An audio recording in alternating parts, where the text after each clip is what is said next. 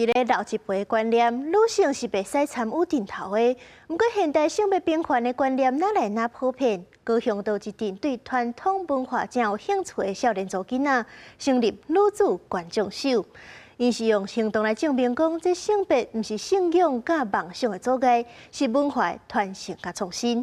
因下7点半，台语台青春的内容，做伙来看因的故事。开面开半面，是女子观众秀上界明显的标志。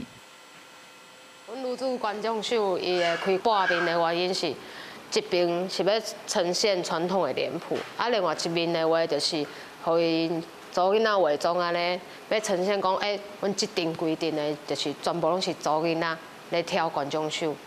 开半面就是像迄表演的性质含体验安尼啦，无正常啦，讲要做啥物科技啊啥，迄是无咧开半面的啊。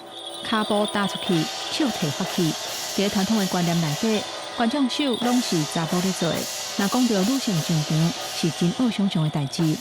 咱也伫传统的层面来讲，女生来增强是不被认同的。传统的将团吼，确实有这个女性无适合跳将的这个规定啦吼。对时代变迁，较早的思考豆豆咧改变。有一阵想要突破限制的少年查某囡仔，加入女子观众秀。因为伫咧大家传统观念内底，就是感觉查某囡仔就是袂当跳将。我就感觉为虾米袂当跳，我就是想要去试看卖。虽然有的人会讲为虾米查某人会去跳将，毋过我感觉我只是咧做我家己介意的代志。伫严肃面谱的背后，是温柔灵魂。当当女子观众秀的骹步踏伫庙顶的，嘛代表较早旧的观念，当慢慢咧更新。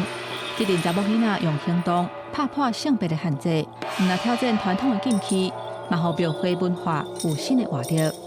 记者综合报道。